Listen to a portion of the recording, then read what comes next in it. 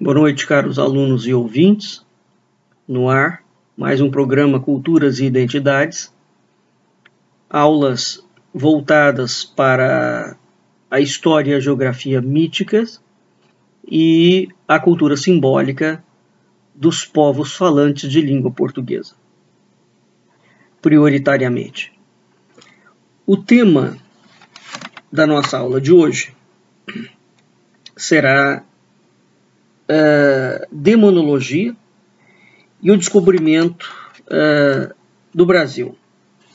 Para tanto, nós vamos ter como referência o livro da professora Laura de Mello e Souza, chamado Inferno Atlântico. Essa obra trata da temática de demonologia cobrindo os séculos XVI a XVIII. Né? É uma obra... O Brasil tem poucos estudos sobre isso, né? Em relação a... Essa é uma visão religiosa, evidentemente, do fato, e é um componente que realmente tem que ser analisado, não é? Quer dizer, existe um substrato religioso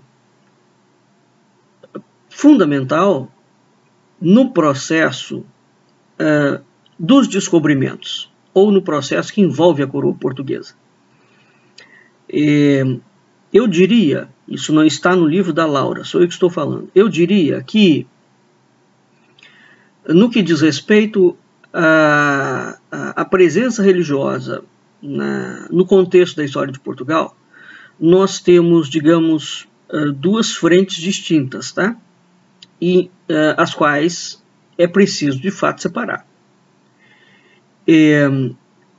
Os descobrimentos são um feito exclusivo da Ordem de Cristo e não da coroa portuguesa. A Ordem de Cristo é a herdeira e a sucessora direta e única da Ordem do Templo, portanto dos Templários. Quando os Templários quando a Ordem é suspensa, os Templários não foram extintos. Isso é um erro muito comum que a gente vê. Os Templários foram suspensos por bula papal. Como a Ordem do Templo era uma organização privada, ela não é do Vaticano, ela obtinha licença do Vaticano, mas a Ordem do Templo é uma ordem privada. Ela não pode ser extinta, mas ela pode ser suspensa. Então, quando ela é suspensa por bula papal, na Europa como um todo, o rei de Portugal, naquela altura, era Dom Dinis, do século XIV. Dom Dinis, já sabendo por antecipação, por conta da rede de espionagem grande que havia naquela altura na corte, e Portugal sempre teve espiões, não é? Não só Portugal. Então, Dom Dinis preparou uma contra-reação à extinção, à suspensão da Ordem do Templo. E o fato é que os Templários em Portugal transformaram-se, tiveram todo o seu patrimônio e os seus grão-mestres, né, e os seus iniciados, os seus monges, transferidos para a ordem que sucedeu, e reconhecida inclusive por Roma. É importante que se diga isso, porque a maçonaria inventa que ela é herdeira dos Templários. Ela nunca foi. É uma ordem recente e não tem nenhum reconhecimento tácito em relação a isso. Bem, então, os Templários se transformam na Ordem de Cristo. A ordem era muito rica. Os descobrimentos, portanto, o avanço de Portugal sobre os mares, já era um processo que já vinha se dando. Em 1500, quando Portugal chega às Américas, não é? O processo de navegação já estava sendo tecido há séculos pela Ordem do Templo, né? Evidentemente que a coroa portuguesa, que com o aval da coroa portuguesa, a própria Ordem do Templo, os templários em Portugal, desenvolvem-se de uma forma diferente dos templários nos outros países da Europa, né? Nós já fizemos várias aulas sobre isso.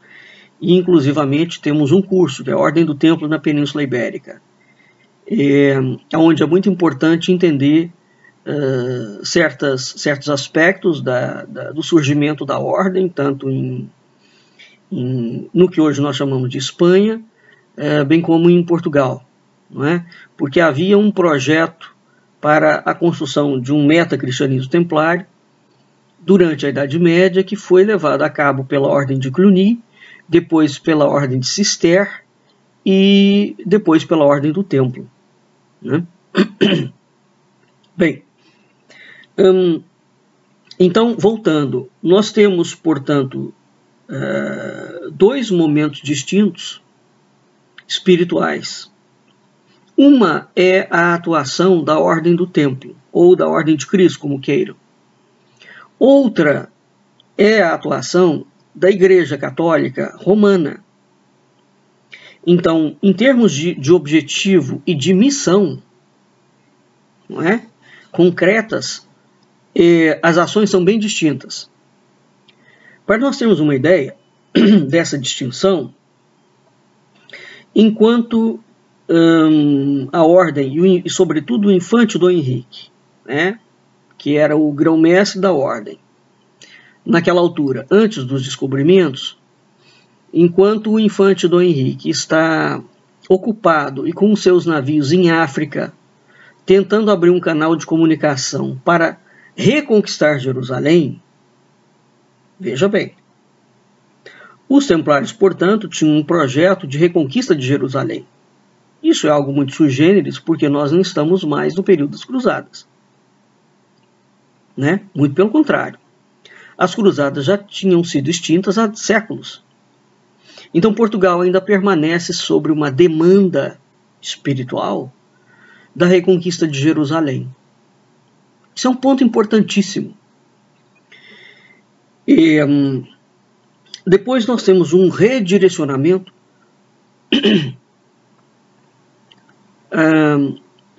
depois da morte do infante, das orientações dadas à ordem, porque quando o rei Dom João II assassina o grão-mestre da ordem, Dom João toma as rédeas para a coroa da ordem e chama o Frei Antônio de Lisboa, que é um jerônimo espanhol, para reformar a ordem, e coloca a ordem, reformula os estatutos e coloca os membros sob clausura e silêncio. Bem, daquele momento em diante, nós temos, portanto, uma reformulação completa, tá certo? Desse processo. Então, o que a gente vai ver? Em 1500 ainda, ou seja, quando Portugal está chegando às Américas, nós ainda temos cavaleiros, né, e templários ou grão-mestres da Ordem de Cristo, que envolvidos no tema, mas aqui já um tanto quanto, digamos,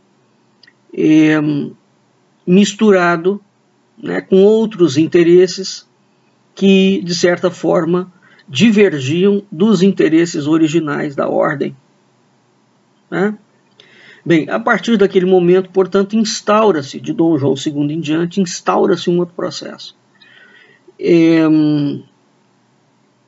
Quando o Brasil é descoberto, o que nós vamos ter? Nós vamos ver logo no início, sobretudo a partir do reinado de Dom João III, que tem uma postura diametralmente oposta do infante Dom Henrique, nós vamos ter,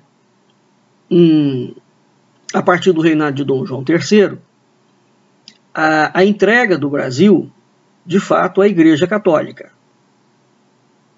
Não é? E começa-se o projeto de evangelização ou de missionação do Brasil, que será conduzido fundamentalmente pelos jesuítas e pelos franciscanos. A ordem dominicana também tem uma importância, mas não chega a ser tão vultosa quanto foi a presença dos franciscanos e dos jesuítas no Brasil. Né? De modo que esse substrato religioso católico, ele passa a ser trazido para dentro do projeto de povoamento. O termo correto é esse, não é colonização. Nós já fizemos vários programas, aliás, o Culturas e Identidades começa com uma série muito longa falando que o Brasil nunca foi colônia de Portugal. Isso é uma mentira histórica, uma mentira mesmo, né? É uma burla, é uma fraude documental. Essas palavras são fortes, mas trata-se disso mesmo, é uma fraude documental que foi levada a cabo a partir do século XIX. Bem, então, a partir do século XVI, quer dizer, com Dom João III, nós temos uma mudança de rumos que será bastante significativa. A ordem do templo já está bastante, a ordem de Cristo, desculpe, já está bastante, não diria enfraquecida, mas quase isso, né, exatamente em razão das medidas eclesiásticas que o Frei Jerônimo tomou, o Frei Antônio tomou, o Jerônimo, e aquele projeto, portanto, da reconquista de Jerusalém desaparece completamente, né? E então nós vamos vendo uma ação missionária cada vez mais intensa, com todas as dificuldades inerentes a esse processo, né? Ora, naquela altura,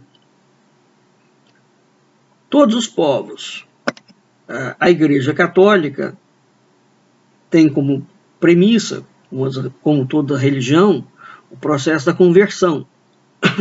Então, para você converter um povo, era preciso primeiro identificar se ele é um gentio. Né? Um gentio é um não católico. E isso fazia parte das premissas documentais do descobrimento das Ilhas Atlânticas. Nós já tocamos nesse assunto por diversas vezes, tá? Porque uma parte se encaixa na outra. Ora, o que vai acontecer? Dadas essas premissas que existiam, da identificação para o reconhecimento da posse, da tomada de posse daquela terra, né? Era preciso identificar que aquela terra era habitada por gentio, portanto por não cristão. Em sendo assim, havia o salvo-conduto legal, não é? E pontifical, de que aqueles gentios poderiam ser convertidos à fé cristã. Né? E é isso que aconteceu, em suma, assim, muito resumidamente. Tá? Bem, os jesuítas são, em larga medida, ou intentam ser, continuadores do projeto templário. Né? Isso é muito interessante, porque aí seria preciso perguntar qual projeto, né? Porque eles não são armadores. Os templários eram donos de frotas de navios, imensas frotas de navios, de bancos. Então eles usavam essa fortuna para o projeto deles. Bem, quando a ordem é suspensa e quando a ordem passa para a mão do rei português, que é Dom João II que faz isso, esses investimentos desaparecem, né? De modo que o Brasil é descoberto exatamente num período que é um período de transição. É um período em que a coroa portuguesa, portanto, tem uma guinada interna muito séria de interesses, de forças, de poderes ali dentro do reino, e o Brasil está exatamente, a descoberta das Américas como um todo, está exatamente nesse epicentro. É claro que essa descoberta, portanto, sofrerá, digamos, as consequências desse procedimento, né? É evidente. Bem, o que vai acontecer? Os jesuítas, portanto, há alguns autores que defendem isso, que os jesuítas retomarão o projeto templário, não no sentido, como eu disse, de investimento próprio, e nem tampouco no sentido de esquadro de reconquista de Jerusalém, mas os jesuítas se propõem a ser continuadores desse projeto templário. E a ordem jesuíta, muito pouca gente sabe, é uma ordem que foi criada para tratar de questões político-diplomáticas. Isso é uma característica muito interessante da ordem. Quando a ordem é extinta em Portugal através da ação do Marquês de Pombal, pouco tempo depois, no reinado de Dona Maria I, essa ordem volta. Mas eu particularmente, alguns outros historiadores também, falo por mim, evidentemente, mas a gente lê, eles têm dúvidas se essa ordem será a mesma ordem jesuíta, né? Então, isso tudo, o Brasil ainda pertence à coroa portuguesa, quer dizer, o Brasil, portanto, vai passar por períodos, não só o Brasil, a coroa de Portugal, o Império Ultramarino como um todo, vai passar por vários períodos aí muito interessantes, né? Evidentemente que a Igreja Católica tem uma política específica de conversão de gentios, sejam muçulmanos, sejam judeus, sejam índios, todos eles são gentios, portanto é um não cristão, né? No caso português especificamente, este contato da presença portuguesa religiosa, substrato católico, com os gentios brasileiros, criou uma tensão que era preciso administrar e subjugar, né, no sentido de subjugar para converter, que criou uma tensão entre o universo religioso, o universo racional, e aquilo que a historiografia chama de o maravilhoso. Eu não gosto desta palavra, porque o maravilhoso dá uma ideia de mundo imaginal, né, de mundo imaginário, desculpe, ou seja, de mundo fabulário, de mundo que era uma ficção, e essa não era a realidade naquela altura. Quando eles falavam em demônio, o demônio era uma figura, era um ente ontológico, filosoficamente falando. Portanto, ele é um ente físico, ele é existente, ele é real, ele é concreto. Tá? Então, quando a gente vai estudar os seres não humanos, alguns monstruosos, né, ou não, descritos na literatura, quando a gente pega as etimologias de Santo Isidoro, por exemplo, né, quando a gente pega Santo Agostinho, né, na Cidade de Deus e não só, nós vemos Plínio, Varrão, né, o próprio Platão, quando descreve os hermafroditas, enfim, Aristóteles, nós temos uma série de descrições de entes. Veja a descrição de Marco Polo, que foi um livro muito utilizado em Portugal. Marco Polo descreve seres absolutamente maravilhosos. As viagens de Jean de Mandeville, por exemplo, a literatura é muito grande sobre a literatura desses seres fantásticos. O fantástico aqui não é porque eles eram ficção. Esse é um assunto respeitante aos estudos de ontologia filosófica. Ontologia é a ciência que trata do estudo do ser enquanto ser, né? O que faz o homem, homem. O que faz o cachorro, cachorro. Qual é a essência disso? Tá? Por que o homem não é cachorro? Entende? Hoje, por exemplo, quando a gente vê a hiperciência misturando gene de espécies, de animais, quando ela vem criando seres hermafroditas, quando ela vem criando melancia quadrada, qual é a pauta que envolve isso? Também já fiz muito programa sobre isso, muita aula. A temática da hiperciência. Quando você... ela é uma temática que está se propondo a recriar o mundo. É gravíssimo isso. Porque isso é um papel de Deus, né? Ou da natureza. Isso significa que você está mexendo diretamente com a ontologia dos seres. Tá claro? Bem, então quando esses seres eram descritos pelos gentios ou por qualquer outro povo, né? Aquilo não era uma imaginação. Aquilo era um fato concreto, né? Portanto, quando o indígena fala em Saci Pererê, né?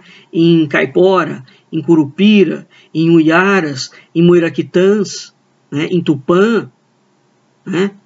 São entes concretos da natureza que existem. Bem, estes entes serão tratados como concretos até o século XVIII, no mundo inteiro. Só vai haver uma reformulação disso com Saint-Hilaire, quando ele cria a ciência da teratologia. Tá? Bem, então vai existir, portanto, uma tensão entre o racional, o religioso e o maravilhoso. Por quê? Porque a Igreja Católica tem o seu próprio panteão ontológico. Tá? Portanto, no panteão ontológico da Igreja, você tem os seres, você tem as hierarquias angélicas, não é? E dos santos, e você tem a hierarquia dos demônios.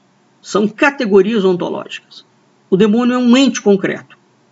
Tanto é que você faz exorcismo. Né? Uma vez que a própria igreja tem a sua categoria ontológica, claramente, quando o padre chega aqui, o monge, ou seja lá quem for, e ele se depara com um relato indígena, não é? Em que o indígena está falando, por exemplo, de uma Moiraquitã, o pensamento religioso vai descrever, nos relatos dos cronistas a gente vê isso, ele descreve aquele ente, nomina como ele era nominado, mas ele será enquadrado dentro da categoria teológica cristã, portanto ele faz parte da hierarquia dos demônios. Né? E aqui, evidentemente, qual é a relação da Igreja Católica com os demônios? Entende? Então ela tem um procedimento específico. Eu não estou justificando, eu estou explicando. Né? O tipo de mentalidade e a razão de determinados procedimentos. A gente não precisa ir longe. No século XIX, ou mesmo agora no século XX, há casos, ainda hoje, no século XXI, há casos de indivíduos, de famílias espíritas, por exemplo, que eram médiums, e essas pessoas eram levadas para hospícios ou tratamentos médicos pesados, com drogas pesadas, porque elas estavam endemoniadas, né? Portanto, a mentalidade, o conhecimento de uma época vai gerar comportamentos e atitudes respeitantes à mentalidade daquela época. É preciso entender qual era a mentalidade do século XVI, XVII, XVIII, XIX, XX.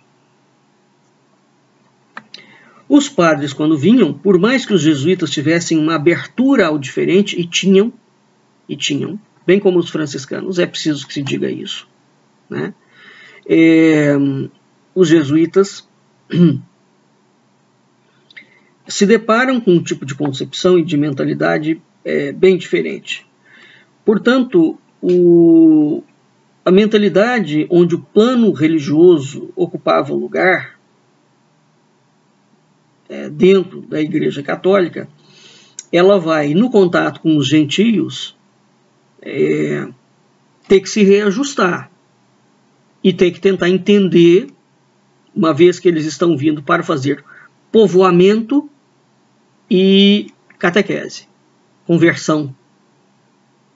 Então você tem que entender aquele povo, para você poder converter, tem que aprender a falar a língua deles, e para criar um processo de conversão, a chamada salvação das almas, porque o gentio não tem a alma salva. Então, há um contexto aqui, independentemente da pessoa gostar de religião ou não, esse é o fato, e o fato é o fato. Ele independe do que a gente acha ou não acha, né? Então, o plano religioso, a partir do século XVI, dentro da coroa portuguesa, ele vai ocupar um lugar de destaque no sentido de conversão. Isso é muito diferente porque, por exemplo, os templários não vão fazer conversão, tá? Então, é por isso que eu disse que há dois grandes momentos muito distintos na história de Portugal. Você tem um momento em que Portugal está sob a ação da coroa portuguesa, da Ordem do Templo, da Ordem de Cristo. Não tem missionação envolvida aqui, tem cruzada, tem reconquista, tem um processo expansionista, tem banco, tem uma administração da própria expansão peninsular, né? Tem uma guerra aos mouros, é uma outra linha de frente. E a partir do século XVI, nós temos uma linha claramente religiosa, né? Onde a Igreja Católica entra com uma proeminência grande. Muito embora a relação de Portugal com o Vaticano nunca tenha sido muito mansa, viu? Portugal sempre teve uma relação bastante conflituosa com o Vaticano, né? E os jesuítas também, porque os jesuítas em diversos momentos especificamente foram considerados heréticos em razão do acolhimento e da abertura doutrinária que eles têm. Veja o padre Antônio Vieira, que acolhe substratos judaicos na sua teoria do Quinto Império, né? O padre Gabriel Malaguida, a mesma coisa, que foi condenado pela Inquisição e morto na fogueira. O padre Gabriel Malaguida é um dos casos mais dramáticos de messianismo, né? E profetismo que junta cristianismo com judaísmo, faz uma mescla ali. Bom, então a ideia que vai acompanhar as navegações, ou a expansão do Império Ultramarino,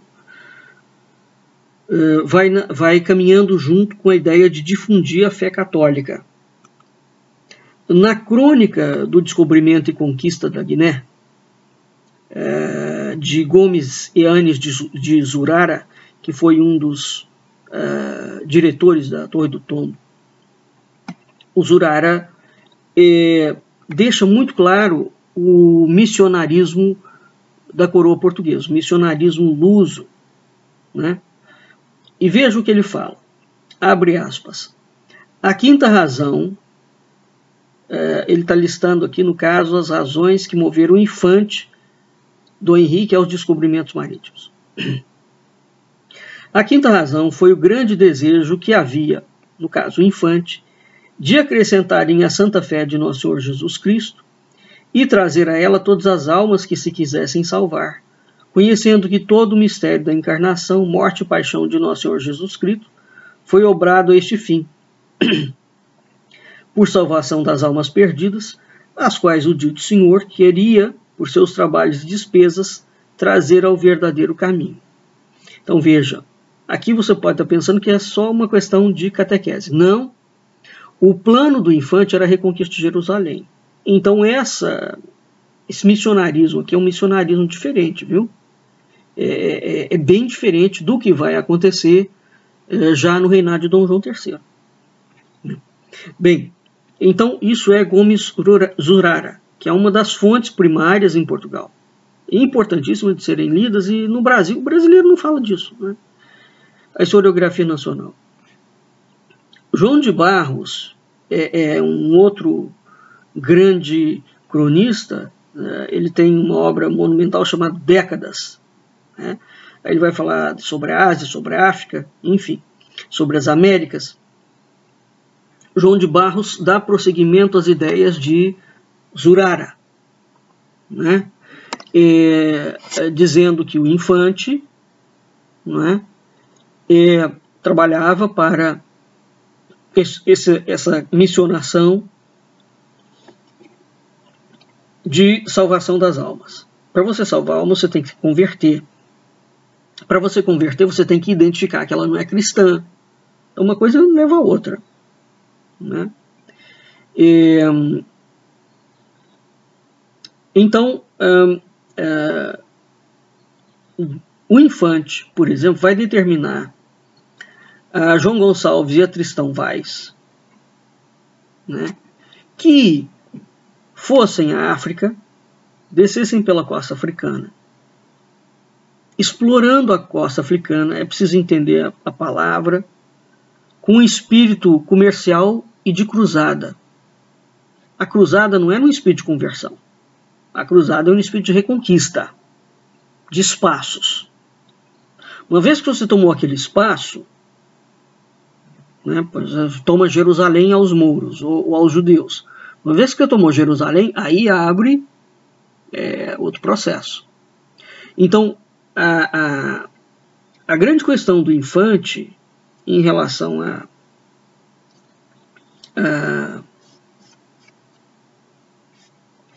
África, não é? Ao que hoje nós chamamos de África, era exatamente isso. Esse lado duplo, que era o lado de um espírito comercial e um espírito cruzadístico.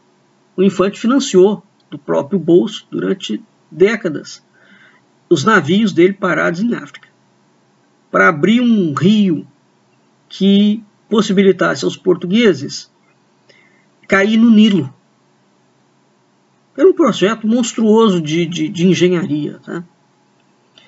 Bem, um outro indivíduo que vai falar claramente desse projeto é Nuno Álvares Pereira, o chamado de o Condestável, né? Está ligado à figura de Dom Nuno Álvares Pereira, por exemplo, futuramente a origem da dinastia de Bragança, da dinastia não, do Ducado de Bragança.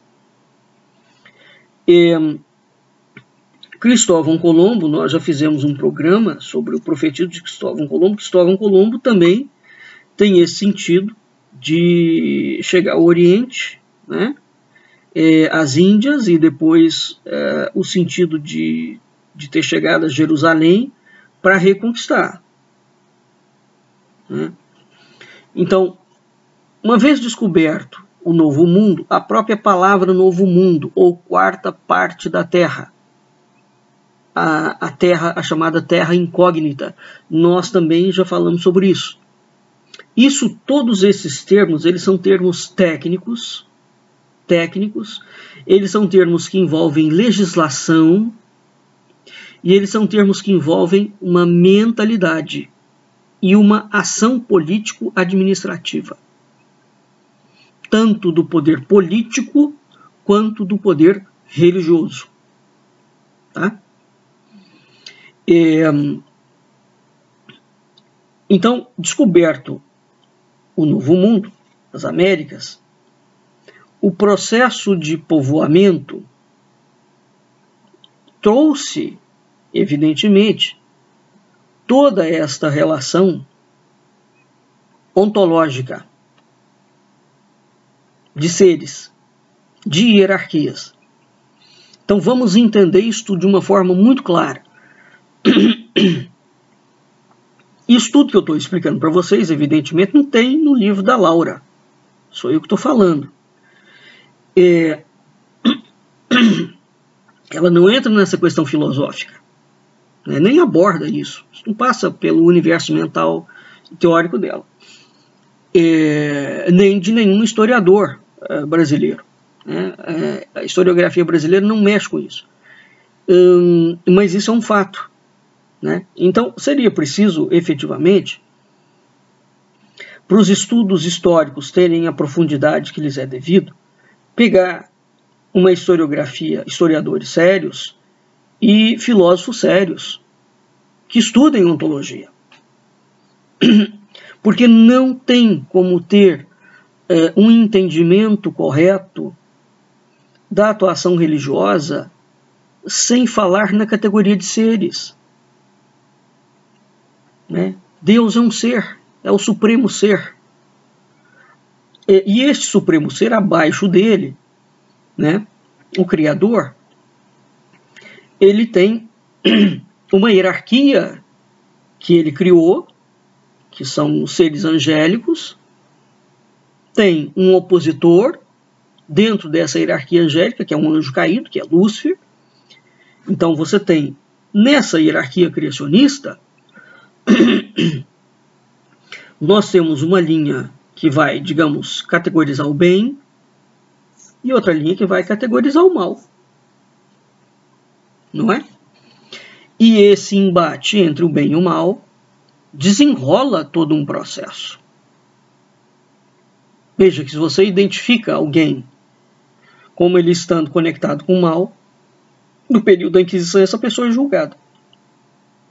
E dependendo da gravidade do caso, até condenada à morte.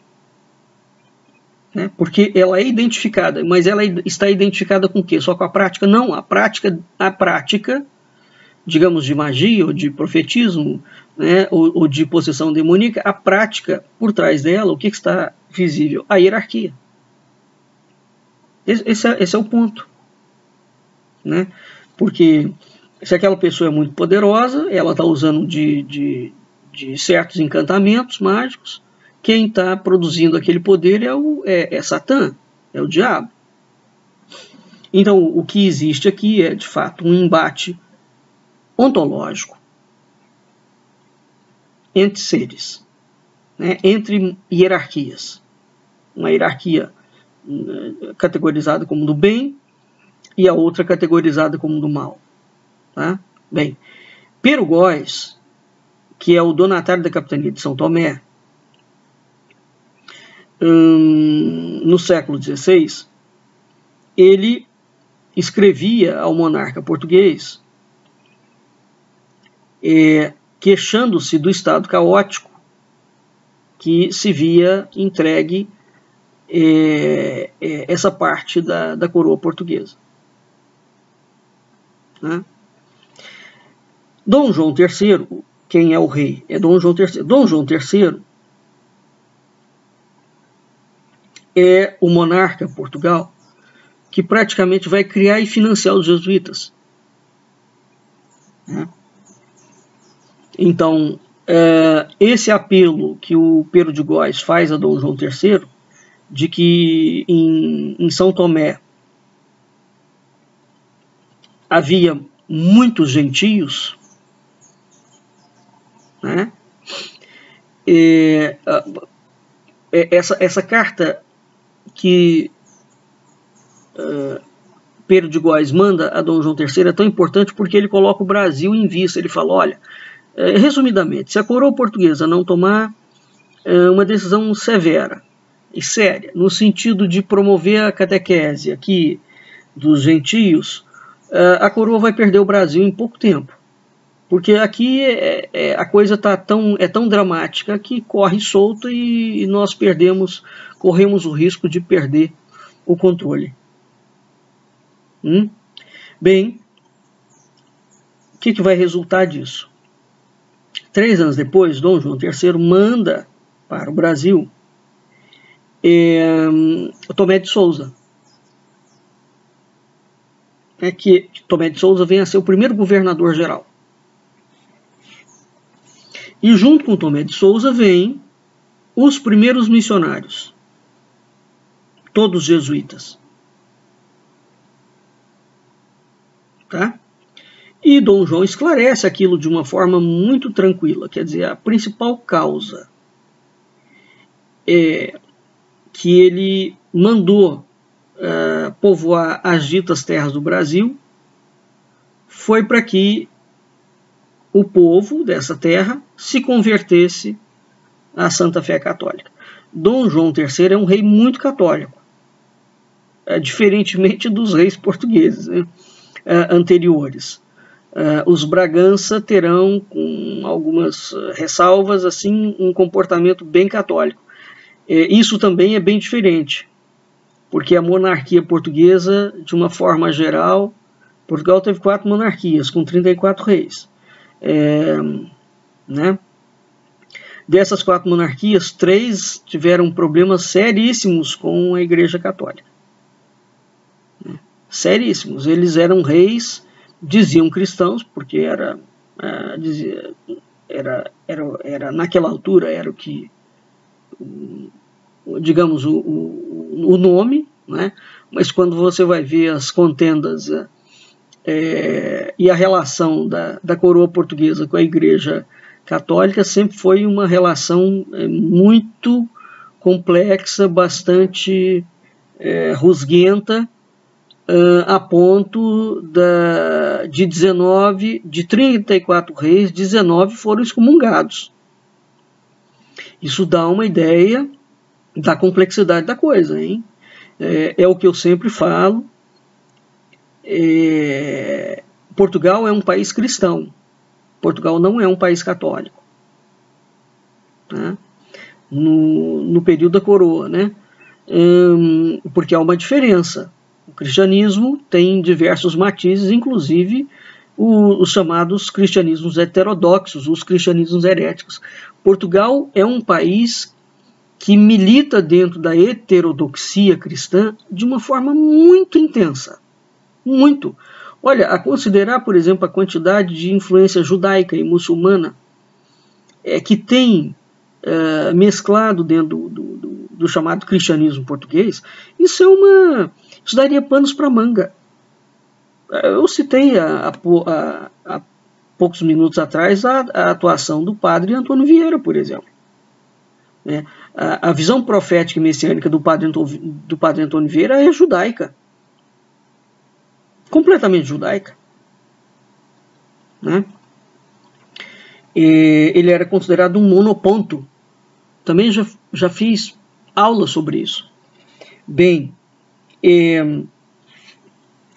então é interessante porque, veja, essa preocupação de Dom João III em relação à conversão dos gentios, veja que parece que naquela altura Portugal não tensionava estabelecer um processo de povoamento muito intenso, mas ele é forçado a isso, né, a coroa. Né? Seja como for, a partir do momento que Tomé de Souza chega com alvarás, com decretos, com forais, etc. Tal, e depois são criadas as capitanias hereditárias. Né? Aí começa o processo de divisão administrativa do Brasil e o processo de povoamento. A partir do momento que Tomé de Souza chega, evidentemente que essa relação dos missionários, portanto dos jesuítas e dos franciscanos, vem com Pedro Álvares Cabral um franciscano, é um franciscano que reza a primeira missa. Depois vem com Tomé de Souza, jesuítas, porque Dom João III vai dar um apoio, um fomento e um estímulo muito grande. Os jesuítas são, inclusivamente, funcionários públicos da coroa portuguesa. Eles são pagos. Tá? Pagos. Isso é uma relação tão interessante, né, que a gente não vê isso hoje.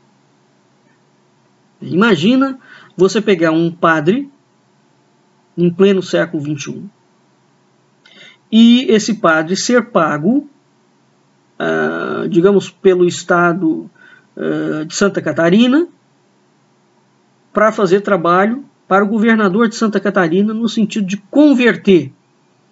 Então ele vai pegar uma paróquia ou vai pegar uma ação missionária e vai receber para fazer aquele processo de conversão.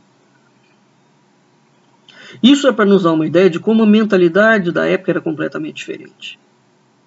Agora, também neste caso, deste tipo de relação que se estabelece entre Portugal e a ordem jesuíta, no sentido deles serem funcionários públicos da coroa,